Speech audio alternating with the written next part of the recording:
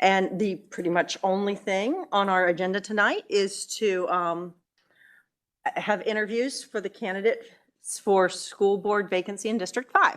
And how we're going to do that tonight.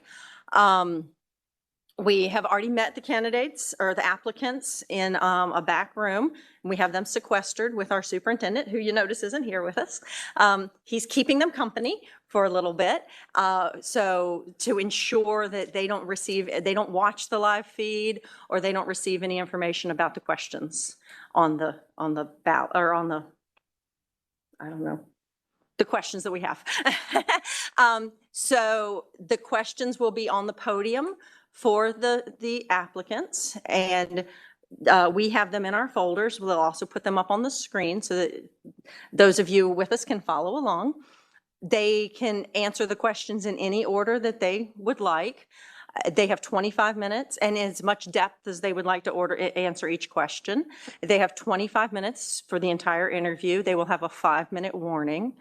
And then once done, I will ask the candidate after your 25 minutes, if you can just wrap it on up real quick, I'd appreciate that.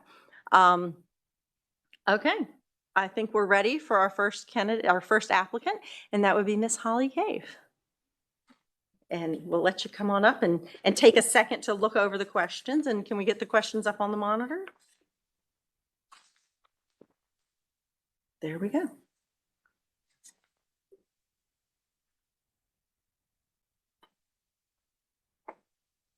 And whenever you're ready to begin, Ms. Cave.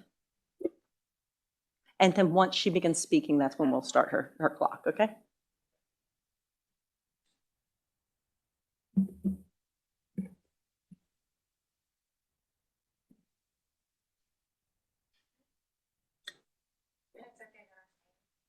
Oh, I forgot that little, there's a bench and a stool if you want to stand or if you want to sit, whatever you're more comfortable. Okay. You're up there for 25 minutes. Okay. Okay, now that didn't count in her clock. Oh, it's fine. I'm not going to take that long. Well, I don't think. Usually I don't plan on talking long and it's refreshing to have more than 3 minutes though. I just want to soak it in.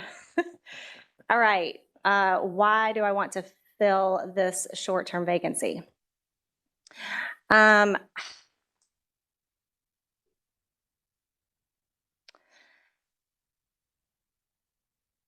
am very concerned about our government, and I'm more so concerned about our schools.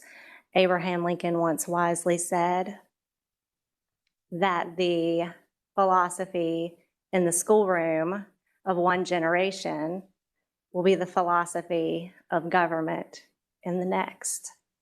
So they work hand in hand.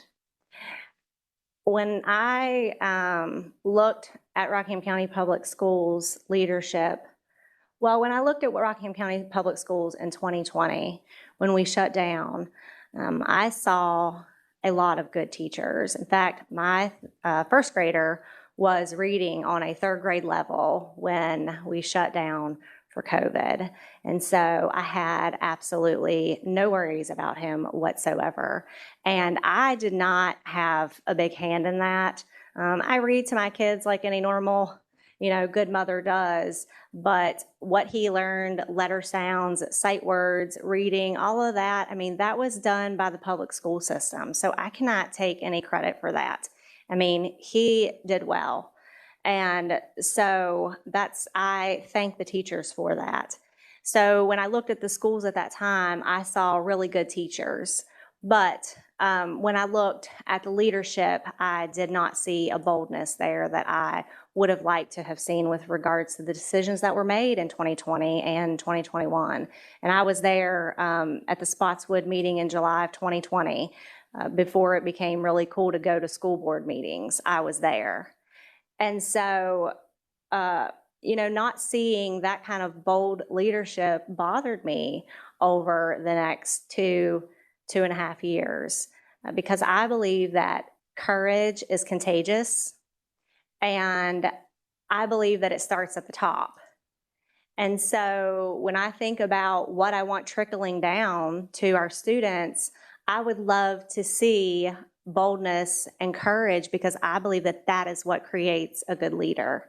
So if we start with that at the school board level and it trickles down into our administration, into our teachers, and then ultimately, where else will it go? To the students. And they go out and they have already learned how to be bold. They read well, they write well, they're able to articulate their opinions that they've formed in a school system that has taught them how to think. I see that we can raise really great leaders in this division. I mean, the capabilities are there. And so that's why I want to fill the position. That's why I'm running for school board, is because I believe that a bold leadership will create really bold students and really not just bold, but patriotic citizens for our country, because they will ultimately lead us in 10 or 20 years. And I want to see this country continue to be free. And so that's, when you go from a local school system to thinking that the freedom of our country depends on what we do here locally, it's a big deal. And so I take it seriously. Someone asked me over the course of the last couple of years, is it that serious? And I'm like, it's absolutely that serious. It's absolutely, we're raising the people. We really are, right? 7 hours a day and maybe more with them. We're raising the next generation. So a lot of who they become, does depend on the schools. And I don't take any credit away from parents whatsoever, and everybody knows that, so I'm not going to go down that hole. But I want to see that within our school system. So that's why I want to fill this vacancy and serve on the board ultimately. Would you like for us to ask her the question? No, she's just supposed to keep going. Okay. And she can go in whatever order she would like. What 3 things would I like to work towards accomplishing between now and the end of the year?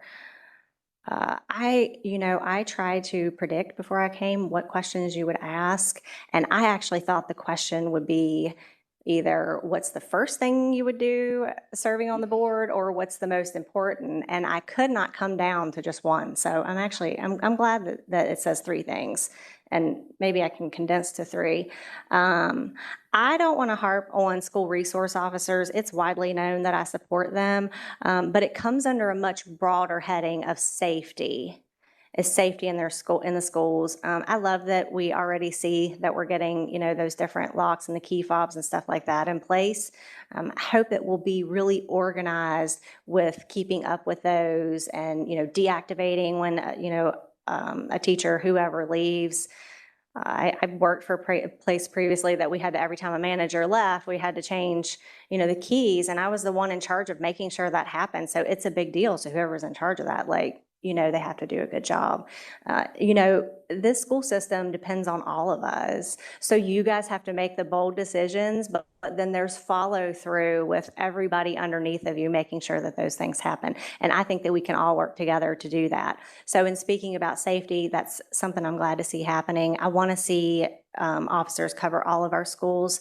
But one major concern, and maybe it's just in my area, is the drug problem. I know that it is hard to monitor what these kids are bringing in and out of school every day. We have to get something in place where they're not bringing these vapes in. If I could speak just specifically to vapes, I hope that they're not bringing drugs in other forms. I don't have any specific cases of that I've heard, but I talk to the students, and the vaping is out of control. And I'm not just talking about, that they're smoking marijuana through the vapes or doing that, but I'm talking about tobacco, like even in the simplest form, like we're creating addicts. Right? They're already addicted to one substance, and it's so easy to move from one to the next. And they do. And we see that a lot in District 5. And so I really would like to see, I don't want to use words like a crackdown, but maybe a major revisiting of the drug policy and the discipline, what we do. I have been given so much grace in my life that I like to give grace, and I love kids. But my husband often tells me that if you keep bailing them out now, you're going to bail them out of jail when they're adults. And so I think that we have to have strict policy on drugs. And it may say, and vaping, You know, they may say, well, you know, you can't prove that that's what they're smoking, but if they have the devices on them and they say, well, you can't search them, we can do stuff. I'm not saying we can search them, but we can do things to ensure that it's not in and out of the schools. When I talked to the government club at Spotswood earlier this year, you see all this stuff online and you're like, is this really going on in our schools? And so we were talking about the drug issue, and I even believe maybe they brought it up. I can't remember, but I said, are kids really, our students really like smoking marijuana in the vapes at school? Like, it's just so foreign to me. We didn't even really fight. I could probably count on my hand the number of fights in Elkton Middle School when I was there. Like, we didn't fight. The boys didn't even fight. So it just seems so foreign that we should even have to ask the question. But I asked them and they said, yes. They were like, yes. And they said, and we hate it. They said, we hate it. We hate the smell of it. We can't stand it. And we were camping over the weekend, and I spoke to, she was going into 8th or 9th grade here in Stanton City Schools. So she's moving schools, and just a girl in the campground. And I was asking her questions because I do it everywhere I go. But she's moving out of Augusta County, so it wasn't like, oh, it was a city school. It was Augusta County. And she said, well, she was in middle school. I think she was 7th, going into 8th. And she said, yeah, she's like, they're vaping all the time in the bathrooms. And she was like, you can't do anything about it. And I think that we can do something about it. So I know that this problem is not just here, it's everywhere, but I would just like to see us take a strong stance against it. And let me think, I don't know if that was 3 things or not, but the safety, which encompasses a lot, the officers, the drugs, the violence, there's lots of fights. And can we create an atmosphere of peace maybe in our schools? Like, what can we do to create peace? Is it because there's 3 and 4 minutes in between classes that we're like, oh, you can have your phone? And I mean, it's intensifying everything that's going on social media with those kids. Like, I don't have a cookie cutter answer to what the electronics policy should be, but what can we do? Like, is it a contributor to what's going on with these fights? And I will tell you that the fights I hear about at East Rock, like, it's mostly, it started on the phone. Well, she said this. Some of that I know parents can deal with, and it's not, we can't control what they did before they came to school, but we certainly can control what they do on grounds. And that's hard. That's almost like the hard love thing. And it's back to the addiction thing too. Like, are we enabling the electronic addiction even while they're at school? So it's all related. But I definitely, the drugs, the violence, and we have good schools. Like, I don't want to say that they're out of control, but we have a lot of work to do. So